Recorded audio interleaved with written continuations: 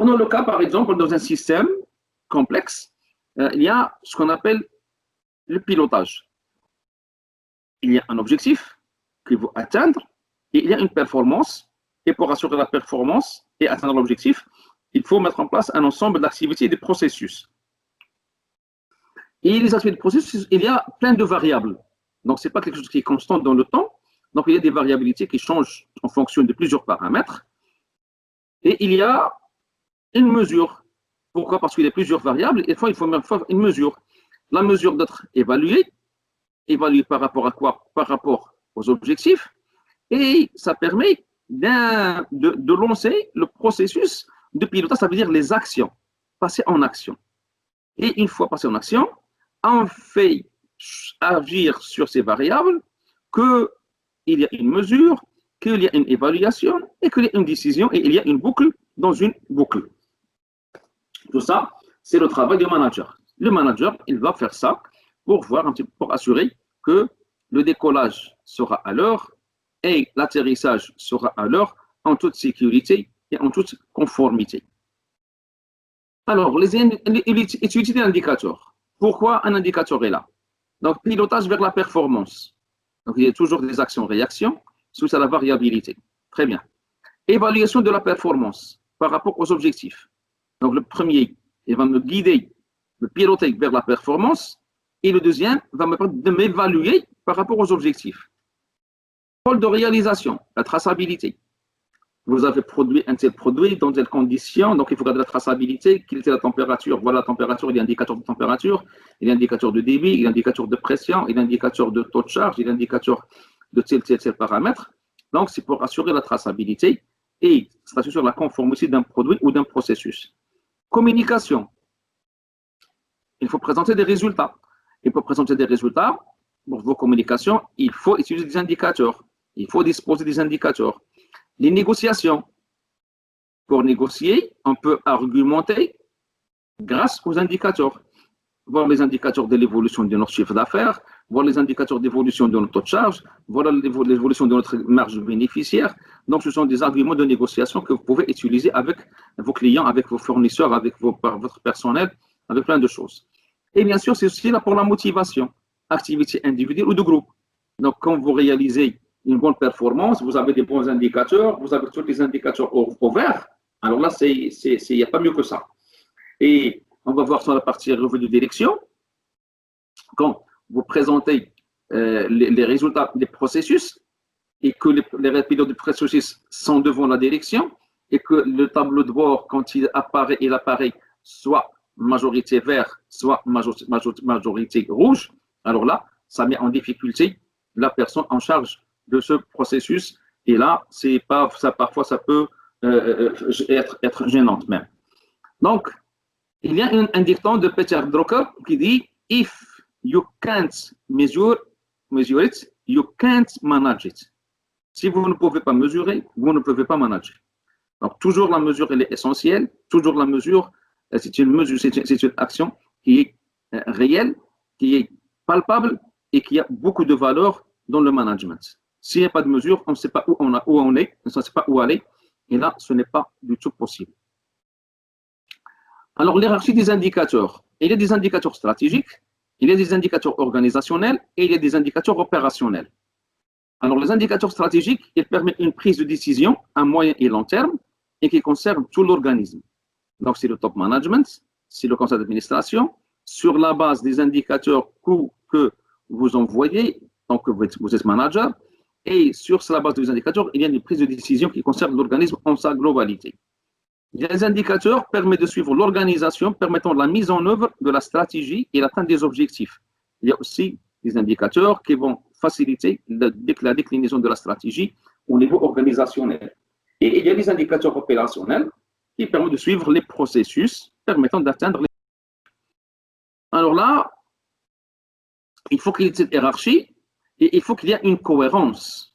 S'il n'y a pas de cohérence entre ces trois niveaux d'indicateurs, alors là, on est à côté. Il faut assurer une cohérence, il faut assurer que les indicateurs opérationnels permettent de calculer les indicateurs organisationnels et les indicateurs organisationnels permettent de donner une idée sur les indicateurs stratégiques. Est-ce que la bonne on est dans la bonne organisation et dans la bonne voie par rapport à la stratégie mise en œuvre. La conception des indicateurs. Selon le fascicule de documentation AFNOR FDX 5171, donc schéma général d'élaboration d'un système de mesure. Alors, il y a une norme, et cette norme, bien sûr, il va nous donner un petit peu ce que moyen qui fait permettre de mettre en place facilement un indicateur. Alors, il faut définir le champ de la mesure. Qu'est-ce que je veux mesurer? Est-ce que je veux mesurer une quantité? Est-ce que je veux mesurer une pression, un poids, une température? Je veux mesurer un effectif? Je veux mesurer un nombre de mouvements? Il faut définir ce que vous allez mesurer. Définir les objectifs à atteindre. Qu'est-ce que je veux atteindre? Et ça, c'est l'élément essentiel.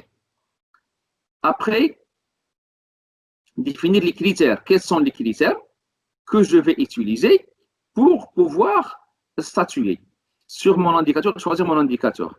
Alors, établir les paramètres des critères et, bien sûr, les critères, généralement, ce sont les critères d'acceptation, les limites supérieures, les limites inférieures, les critères de conformité, les critères de seuil, tout ça, il faut qu'ils soient définis. Après, il faut composer l'indicateur, c'est-à-dire définir l'indicateur d'une façon textuelle et d'une façon mathématique. Comment ça? Voilà l'indicateur, sa désignation, et voilà sa formule de calcul. Évaluer la faisabilité des indicateurs, ça c'est aussi essentiel. Parfois, on peut mettre un indicateur, mais on n'a pas accès à certaines informations ou bien certaines données pour pouvoir le calculer. Alors là, il ne faut pas mettre en place un indicateur dont vous n'avez pas les informations de calcul. Définir le fonctionnement et formaliser le système. Alors, dans le définir le fonctionnement, c'est mettre en décider par rapport à vos objectifs. Et c'est une boucle qui va se faire d'une façon à atteindre les objectifs qui sont définis. Alors, dans ce fascicule, si vous pouvez le consulter, donc il donne beaucoup d'informations sur chaque étape de ces 8 étapes pour un petit peu définir des indicateurs qui sont avec valeur ajoutée. Caractéristiques d'un indicateur. Un indicateur, il doit être utile. Ça veut dire pas un indicateur pour avoir un indicateur. Non, il faut qu'il soit utile. Un indicateur pertinent. Un indicateur significatif. Un indicateur facile à suivre, c'est-à-dire pas complexe. Un indicateur simple, que si je veux décliner au niveau opérationnel, au niveau management de proximité, au niveau des chefs d'équipe des opérateurs, il faut qu'il soit facile, simple. Il faut qu'il soit un indicateur précis. La précision, elle est importante. On sait très bien que dans des indicateurs, parfois, on est dans les millis ou bien les microns. Donc, la précision, elle est importante. L'indicateur, il faut qu'il soit aussi motivant. Si vous faites quelque chose de bon, ça doit se refléter. Il faut qu'il soit accepté par les utilisateurs. Parfois, un indicateur, il peut être revendiqué, il peut être ne pas accepté par un indicateur. Pourquoi? Parce qu'il mesure que ce qui est négatif.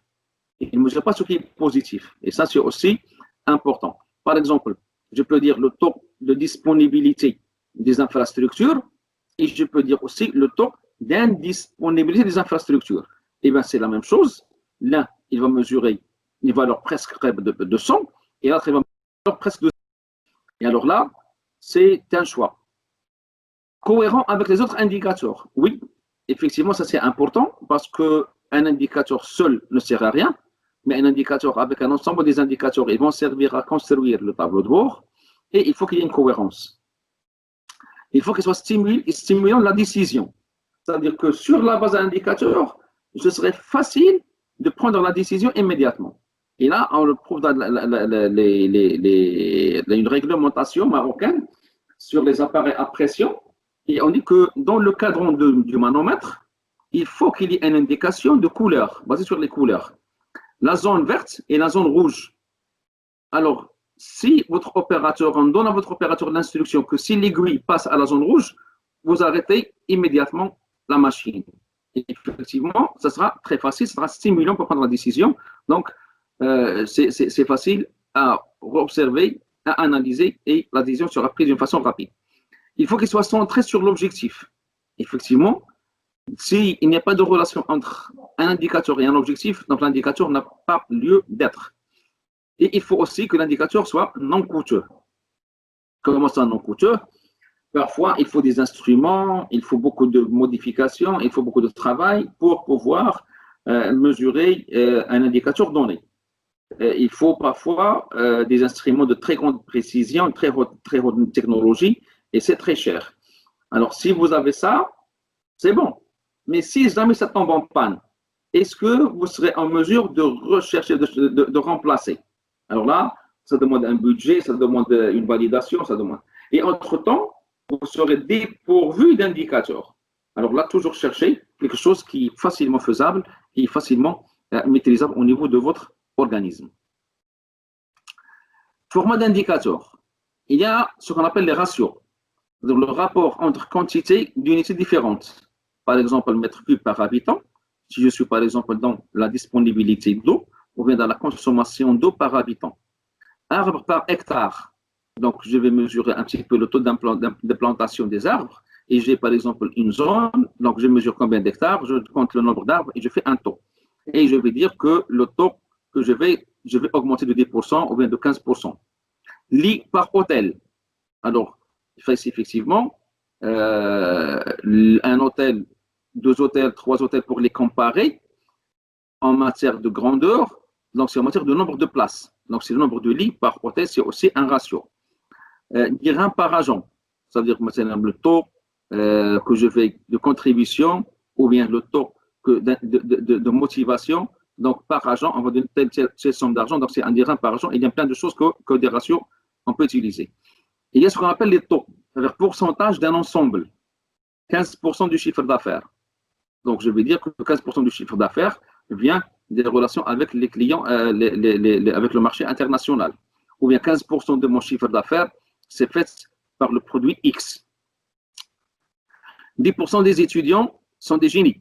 Donc, je vais classer les meilleures notes, les meilleurs résultats, et je vais dire un taux. 30% des charges et charges locatives. Donc, c'est 30%, donc ce sont une partie de l'ensemble. Le comptage, nombre de clients, nombre de commandes, nombre de livraisons, nombre de dépassements de délai, tout ça, ce sont que des comptages. Le classement, appartenance à des classes de valeurs, comme par exemple les classes A, B, C. Je peux mettre la classe A, donc c'est tel et tel, par exemple les âges. Je peux mettre par exemple les âges entre 20 et 30, classe A, entre 30 et 40, classe B, entre 40 et 60, classe C, et je vais mettre des classes. Classe des produits, les produits de première nécessité, classe A, deuxième nécessité, classe B, troisième nécessité, classe C, et je vais en tout cas utiliser ces valeurs pour pouvoir prendre des décisions et analyser. Les classes solides, liquides, gaz, les classes au niveau de l'opération de l'organisation, les opérateurs, les chefs d'équipe, les contremaîtres, les chefs d'atelier, les chefs de service, les chefs de division, les directeurs, tout ça. Je peux faire des classes et dans les classes, je peux faire des mesures, des évolutions et voir un petit peu comment ça évolue l'organisation. Ça se donne des formats et bien sûr, les taux, les taux, les ratios, pendant les ratios, il faut associer à chaque valeur du ratio l'unité. Si l'on dit un ratio de 3, ça n'a aucune signification. Mais je dis un ratio de 3 mètres cubes par habitant, alors là, je donne une signification à mon indicateur. Les représentations graphiques, il y a aussi important, lorsqu'on veut représenter des indicateurs, il faut qu'ils parlent, il faut qu'ils donnent une idée, et la meilleure façon, c'est des représentations graphiques. Alors, dans les représentations graphiques, on dit toujours qu'un bon schéma vaut mieux qu'un long discours. Oui, effectivement.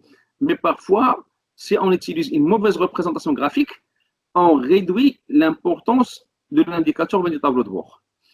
Donc, il y a les histogrammes, répartition d'une population selon les intervalles réguliers. Il y a les barres graphes, comparaison de résultats et leur évolution dans une période donnée.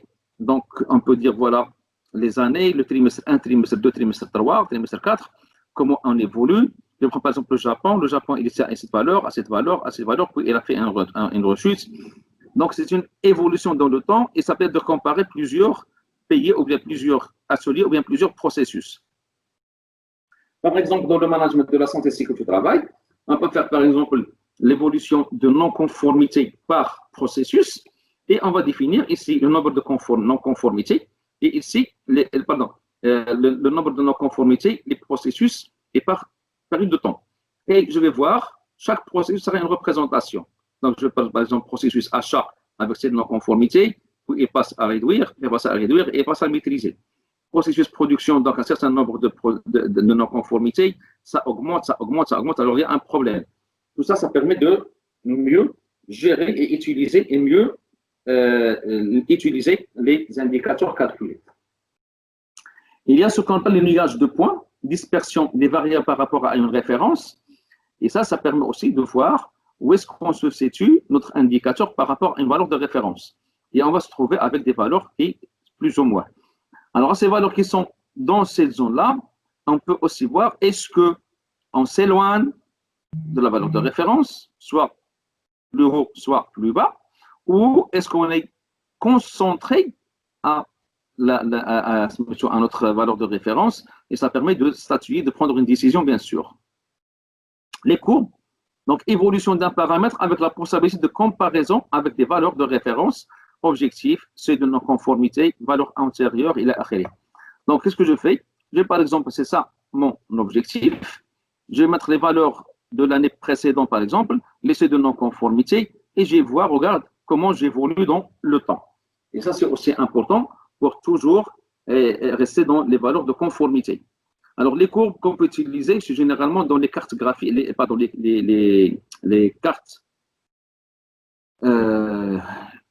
cartes de contrôle. Alors, ça s'appelle les cartes de contrôle. Donc, on fait la valeur, l'objectif, et on fait les limites, la limite supérieure de conformité, la limite inférieure de conformité. Et après, à l'intérieur, on fait des seuils d'alerte. Un seuil d'alerte supérieur et un seuil d'alerte inférieur.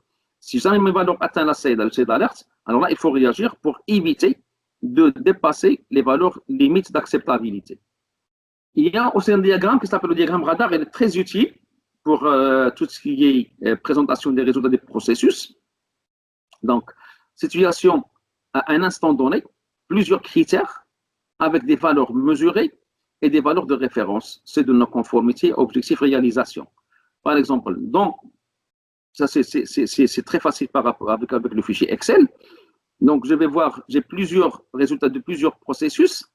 Et mes processus, j'ai des valeurs de référence, j'ai les objectifs et j'ai les valeurs mesurées réelles. Et mon tableau va me donner des couvertures par des couleurs.